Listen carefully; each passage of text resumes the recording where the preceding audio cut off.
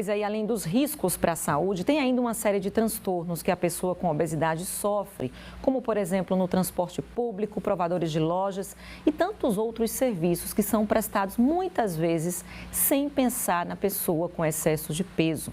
Sobre o assunto, a gente conversa agora com o advogado, especialista em direito à saúde, Juliano Pessoa. Bem-vindo ao L1. A gente viu aí na reportagem em relação à cirurgia bariátrica, né? Existe todo um protocolo para que seja feito esse procedimento, com avaliação de especialistas, inclusive.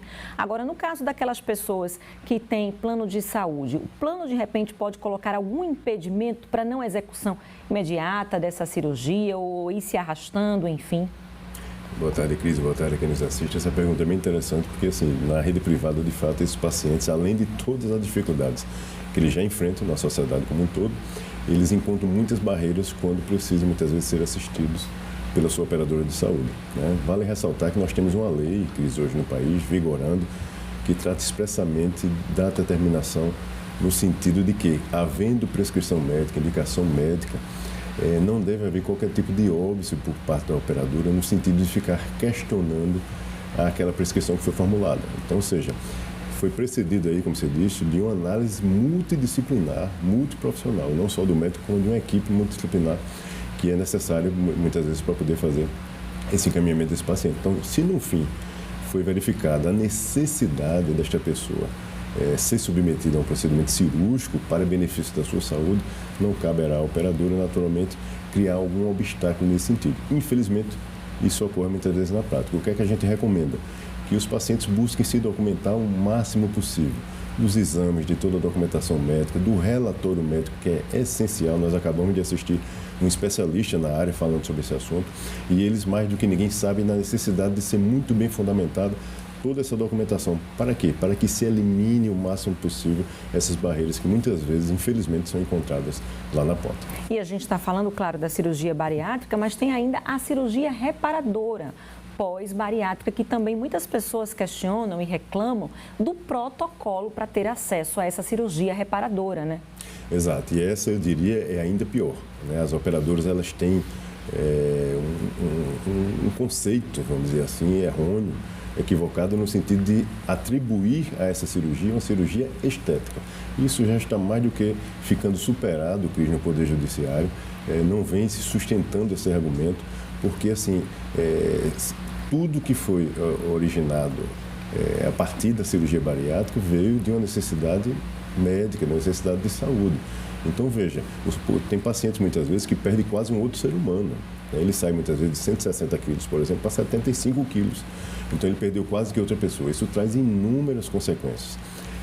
Inclusive acúmulo de pele. Nós temos vários e vários especialistas falando de problemas de infecções, por exemplo, causados justamente por esse acúmulo de pele. Então, ou seja, há uma necessidade adicional, suplementar, que não é de maneira nenhuma relacionada com a questão estética, que não é um desejo, vale destacar aqui, do paciente. Sim. A gente está falando novamente de uma prescrição médica. É um profissional especialista, saúde, exatamente, né? Que verificou, constatou ali naquele caso concreto, uma necessidade. Por isso que eu fiz tanto essa palavra. É uma necessidade de saúde. E havendo necessidade de saúde, não deve haver qualquer tipo de obstáculo, seja pelo Sistema Único de Saúde, seja pelas operadoras de saúde na rede privada. Então, deve sim haver a cobertura desse procedimento e caso o paciente encontre dificuldade, o que é que nós sugerimos? Busque ajuda. Não é fácil o paciente sozinho, Cris, sair ultrapassando essas barreiras que são criadas, né? Então, assim, é muito difícil por falta de conhecimento, por falta de habilidade técnica. O que é que se recomenda? Busca ajuda. Se for na rede privada, busca ajuda na Agência Nacional de Saúde Suplementar. Se for no SUS, tem as ouvidorias em cada estado do SUS. Busca reportar o caso concreto. Tem os órgãos de proteção e defesa do consumidor.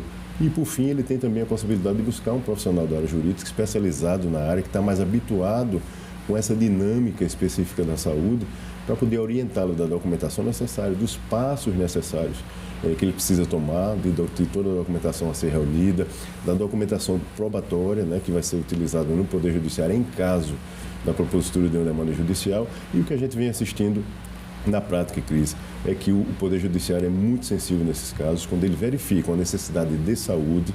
Né? Hoje o Judiciário é assistido por um núcleo de saúde técnico dentro dos tribunais. Aqui no Tribunal de Justiça de Alagoas existe esse núcleo chamado NATJUS, que são médicos, profissionais técnicos que assessoram os magistrados dando pareceres técnicos. Então, quando isso é constatado e bem fundamentado, naturalmente esse parecer é favorável ao procedimento e o Poder Judiciário vem deferindo a liminar no sentido de obrigar, de compelir essas instituições a cumprirem o seu dever e assistir, como manda a Constituição Federal, como manda a nossa legislação, assistir essas pessoas que estão necessitando desse tratamento. Algumas pessoas utilizam o termo gordofobia, né, em relação aos preconceitos que elas enfrentam no dia a dia.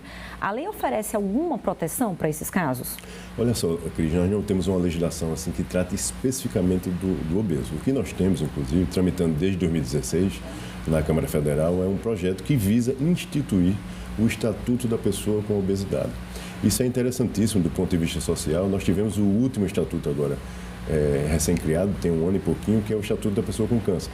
O porquê da importância desses diplomas assim mais específicos? Ele traz uma atenção maior, não só por parte dos profissionais envolvidos, bem como da sociedade. Então, a sociedade passa a falar mais sobre o assunto, como a gente fala do Estatuto do Idoso, do Estatuto do Adolescente, do Estatuto da Pessoa com Deficiência, que inclusive o Estatuto da Pessoa com Deficiência acolheu, recepcionou esses pacientes obesos no seu diploma.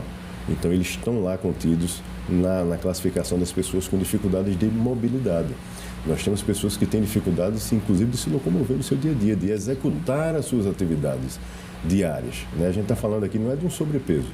A obesidade ela tem outro grau, né, de dificuldade e de limitação para essa pessoa no seu dia a dia. Então, o Estatuto da Pessoa com Deficiência acolheu e ela passa a ter outros direitos decorrentes disso, Cris. Então, ou seja, há possibilidade na prática das pessoas com obesidade, inclusive, recorrerem à Previdência Social. Sim. Buscando algum benefício. Naturalmente, é como nós falamos, não é um sobrepeso, né? Tem que ser uma pessoa de fato obesa, com obesidade mórbida. Que tenha dificuldade, exatamente, né, com essas dificuldades, com essas limitações, né, de executar suas atividades diárias, que passarão naturalmente por uma perícia técnica, que irá averiguar de fato a sua limitação, mas é possível sim que eles consigam algum benefício junto à Previdência decorrente dessa inclusão que houve dentro do Estatuto da Pessoa com Deficiência. Além disso, existem outras normas acessórias. Por exemplo, nós temos uma lei desde 2000 que prevê atendimento prioritário dessas pessoas nas repartições públicas. Então é importante que ele busque informação nesse sentido. Tá certo. Obrigada pelos esclarecimentos aqui no L1. Uma ótima tarde, até a próxima, viu? Ótima tarde, boa tarde para todos.